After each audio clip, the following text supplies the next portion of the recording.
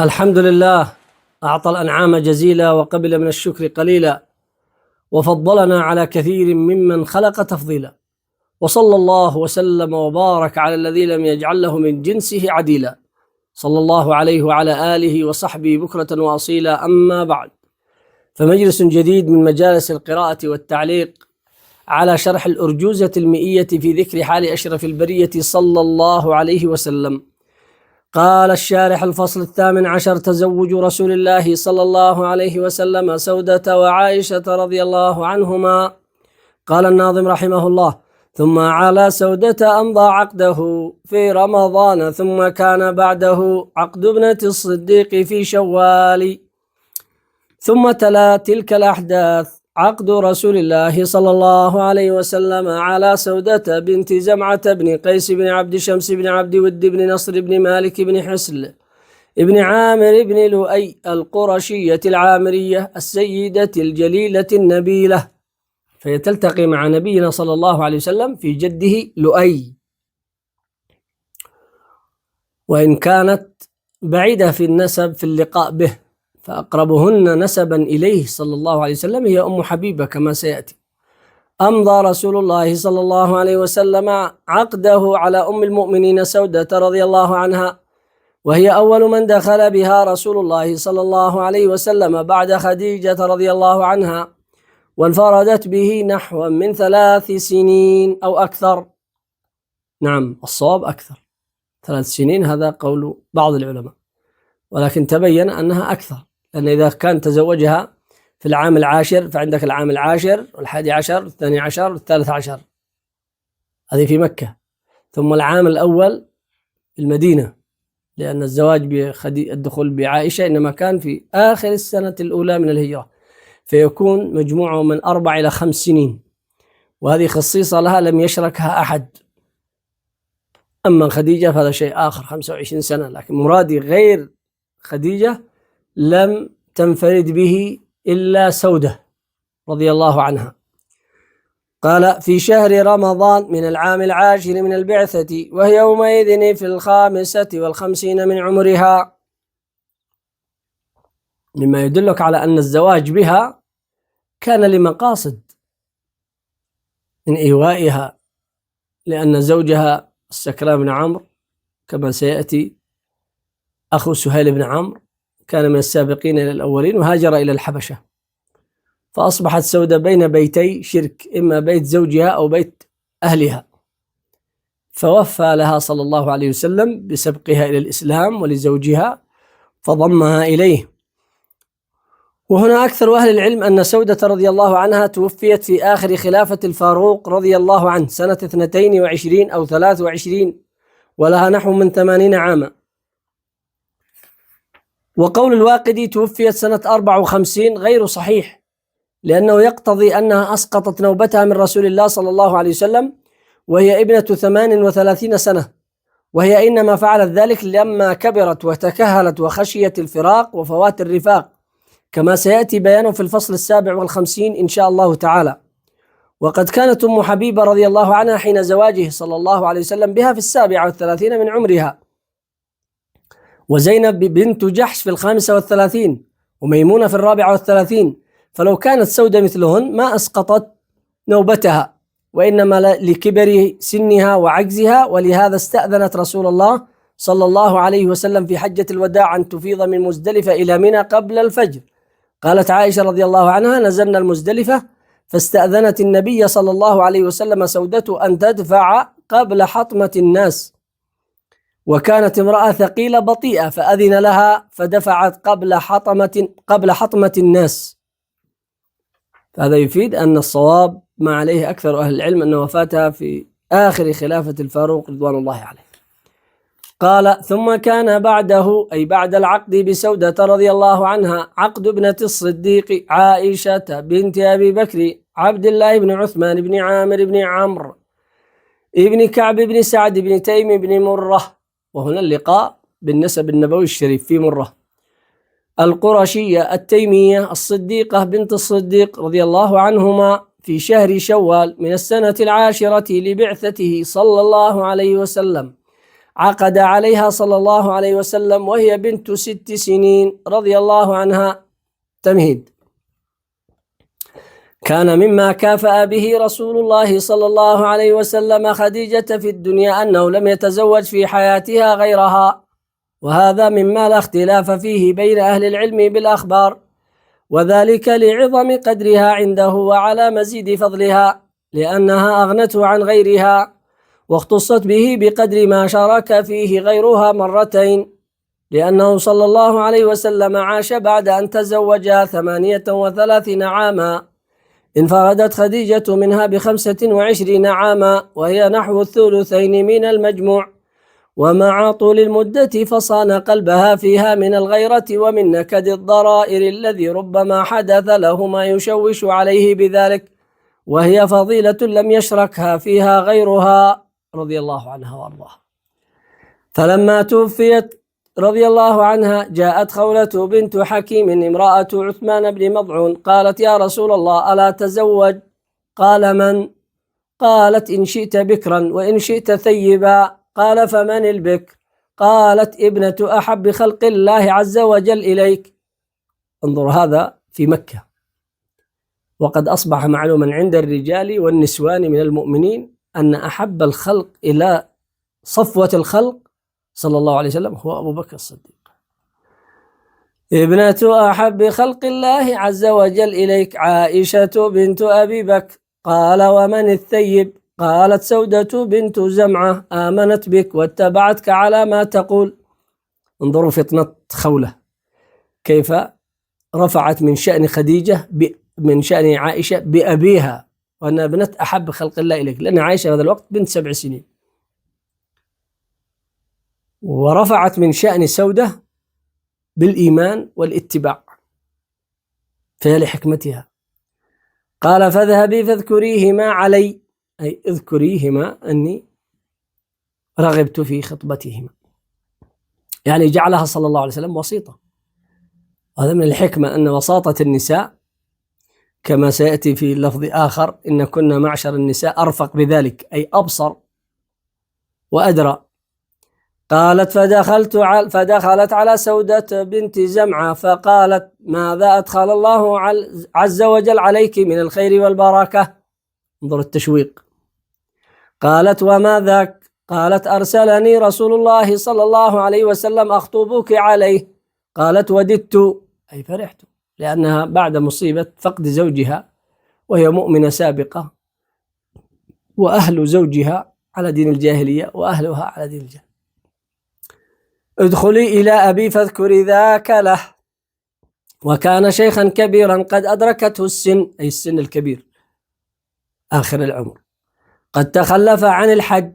وهذا يدلك أن قريش لم تكن تتخلف عن الحج إلا لمثل هذه الأعذار، كبر السن، فحاشاه صلى الله عليه وسلم أن يتأخر عن الحج، وهو السابق إلى الخيرات دوما وأبدا. ولذلك فإن الأقرب المختار المرضي أنه صلى الله عليه وسلم لم يترك الحج قط، فلا حاجة أن نحصر كم حج قبل الهجرة فنقول حج ولم يدع الحج. هذا هو الأليق به صلى الله عليه وسلم، والذي كان يتعبد الليالي ذوات العدد في غار حراء في خلأ من الناس وبعد، ويطوي هناك الليالي والأيام، فمن باب أولى أن يبادر إلى الحج الذي هو في أيام معدودات. قالت: فدخلت عليه فحيته بتحية الجاهلية، أي أكرم صباحا، أنعم صباحا، أنعم مساء. وهذا يدلنا على أنه لا بأس للجريان مع أعراف الناس التي لا تخالف الشريعة ولا تناقض التوحيد والإيمان، فإن هذه التحية هي بمعنى أنها كانت في ذلك الوقت هي السائدة، فحيته بما يعرف، كما فعل صلى الله عليه وسلم حين بدأ كتاب الصلح الحديبية بما يعرفون: باسمك اللهم، ولم يبدأه ببسم الله الرحمن الرحيم، لأنهم لا يعرفون هذه الديباجة والافتتاحية للكتب. إذن فلا بأس أن نحيي الناس بصباح الخير ومساء الخير ومساء النور، ولو كانت بعد السلام يكون أكمل، فنأتي بالسنة النبوية ونجري مع الناس في أعرافهم للإيناس والتواد لقبول الخير والحق. قال: من هذه؟ لأنه في كبر من السن فلعله قد فقد بصره. فقالت: خولة بنت حكيم. قال: فما شأنك؟ قالت: أرسلني محمد بن عبد الله أخطب عليه سودة. أنا لفت انتباهي في هذا الحرص على الوقت، البعد عن التكلف. لم يكن هناك تحايا وكلام وكيف حالك وش لونك وش أخبارك وكيف الديرة والصبيان. اختصار: من أنت؟ ما شأنك؟ قالت: أرسلني محمد بن عبد الله، وهي لم تقل رسول الله لأنه لا يؤمن به، أو أن هذا قبل نزول قوله تعالى: لا تجعلوا دعاء الرسول بينكم كدعاء بعضكم بعض. أخطب عليه سودة. قال: كفو كريم. كفو كريم، هذا هو شأنه صلى الله عليه وسلم عند العرب كلهم، لم يكونوا يشكون في كفاءته وفي كرمه وصدقه ومروءته وأمانته. إذن فالرواية التي فيها أن خديجة أعطت لأبيها الخمر لتستدرجه للموافقة على خطبته صلى الله عليه وسلم باطلة، لأنه صلى الله عليه وسلم لم يكن بالنقص الذي تحتاج خديجة أن تحتال على أبيها. انظر هذا كيف يقول كفو كريم. فالخصومة بينهم وبينه كانت دينية ولم تكن اجتماعية ولا ثقافية، فهم يؤمنون به صادقا نبيا صادقا أمينا كفوا كريما.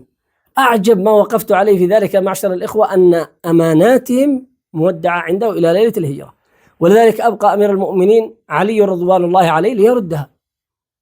هذا العجب، يخاصمونه ويعادونه في أمور الدين والعبادة والتوحيد ولا يختلفون في أمانته.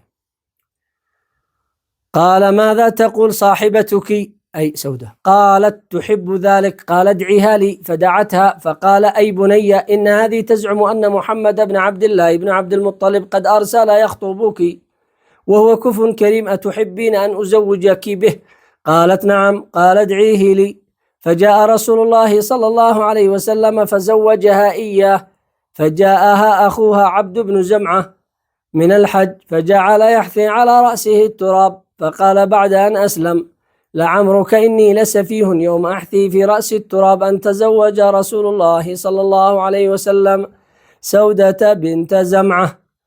عبد بن زمعة أخو سودة لما رجع وعلم أن رسول الله صلى الله عليه وسلم خطب أخته وقعت فيه معرة الجاهلية، لأنه كان شابا فهو في صفوف المعادين لرسول الله صلى الله عليه وسلم، فأحس بقهر في نظره وأنه غلب على الأمر وأنه لم يكن ليزوجه لو كان هو الحاضر أو الموكل إليه. لكن لما أسلم وأنار الله عقله بنور الوحي اعتبر ذلك الأمر من السفه.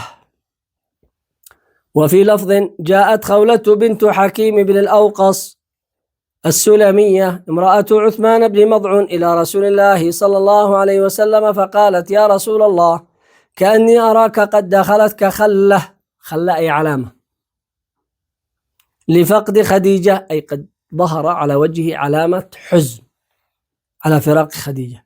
فقال: أجل. لم يجعل ذلك عيبا ولا نقصا في المروءة والرجولة والشهامة، وهو سيد الكاملين صلوات الله وسلامه وبركاته عليه. أجل أي قال نعم. كانت أم العيال وربة البيت أو وربة البيت. قالت: أفلا أخطب عليك؟ قال: بلى، فإن كنا معشر النساء أرفق بذلك أي أبصر بذلك. فخطبت عليه سودة بنت زمعة من بني عامر بن لؤي، وخطبت عليه عائشة بنت أبي بكر فتزوجها فبنى بسودة بمكة، وعائشة يومئذ بنت 6 سنين، حتى بنى بها بعد ذلك حين قدم المدينة. فيه بابان: الباب الأول تزوج رسول الله صلى الله عليه وسلم أم المؤمنين سودة بنت زمعة رضي الله عنها. اتفق أهل العلم على أن رسول الله صلى الله عليه وسلم لم ينكح سودة إلا بعد وفاة خديجة. ذكره ابن عبد البر وابن قدامة والعراقي وابن حجر والقسطلاني والصالح والزرقاني رحمهم الله. عن عائشة رضي الله عنها قالت: لم يتزوج النبي صلى الله عليه وسلم على خديجة حتى ماتت. الباب الثاني تزوجه صلى الله عليه وسلم سودة كان قبل عائشة رضي الله عنهما. قال ابن جرير الطبري رحمه الله: ولا خلاف بين جميع أهل العلم بسيرة رسول الله صلى الله عليه وآله وسلم أن رسول الله صلى الله عليه وسلم بنى بسودة قبل عائشة. وقال الإمام الماوردي رحمه الله: الفقهاء يقولون تزوج عائشة قبل سودة، والمحدثون يقولون سودة. وقال الحافظ ابن الجوزي رحمه الله: وأكثر الروايات على أنه صلى الله عليه وسلم تزوجها قبل عائشة.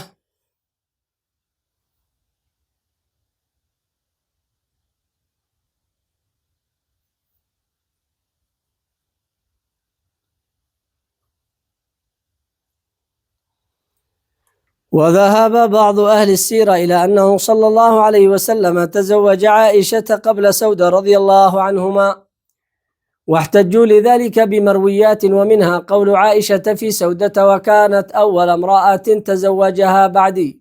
وأجيب عنه من وجهين: الأول أن هذا اللفظ تفرد به شريك بن عبد الله النخعي، وهو سيء الحفظ، وقد أشار الإمام مسلم إلى تفرد شريك به بإثر الحديث فقال: وزاد في حديث شريك قالت: وكانت أول امرأة تزوجها بعدي، وقد ساقه عن غير شريك بغير هذا اللفظ. الثاني أن المراد بالتزوج العقد وليس الدخول، أي عقد على عائشة ثم عقد على سودة، ودخل على سودة قبل عائشة، لأن دخوله صلى الله عليه وسلم بعائشة إنما كان في المدينة بالإجماع، وسيأتي في الفصل 26 إن شاء الله تعالى. وقد سبق في الفصل 16 أن أم المؤمنين خديجة رضي الله عنها توفيت في العام 10 من البعثة النبوية وفاقا لأكثر أهل العلم. وقال الشيخ سليمان الندوي: اختاره جمهور المحققين، ويؤيده معظم الروايات الصحيحة، وذلك أن خديجة رضي الله عنها توفيت في رمضان السنة 10 من البعثة قبل الهجرة ب3 سنين تقريبا، وبعدها بشهر في شوال تزوج النبي صلى الله عليه وسلم عائشة، وكانت عائشة بنت 6 سنين، وعلى هذا يكون تاريخ زواجها شهر شوال السنة 3 قبل الهجرة. أسأل الله تعالى وهو الكريم الوهاب أن يتقبل منا جميعا، وأن يرزقنا وإياكم بركات السيرة النبوية في عاجل أمرنا وآجلها. ونسأل الله تعالى وهو الكريم الوهاب النصر والتمكين لإخواننا المؤمنين في غزة وفلسطين. اللهم انصرهم بنصرك وأيدهم بتأييدك وتولهم بولايتك يا أرحم الراحمين. اللهم كن لهم وليا ونصيرا، أنت نعم المولى ونعم النصير. اللهم اشدد وطأتك على اليهود الغاصبين والنصارى المعتدين الظالمين. اللهم احفظ بلدنا اليمن وسائر بلاد المسلمين من كيد الكائدين ومكر الماكرين واعتداء المعتدين وبغي الباغين يا أرحم الراحمين. اللهم احفظ هذا البلد وسائر بلاد المسلمين، ورده إلى سابق مجده وعزه يا قوي يا عزيز يا حي يا قيوم يا من أنت على كل شيء قدير. وصلى الله وسلم وبارك على عبده ورسوله محمد.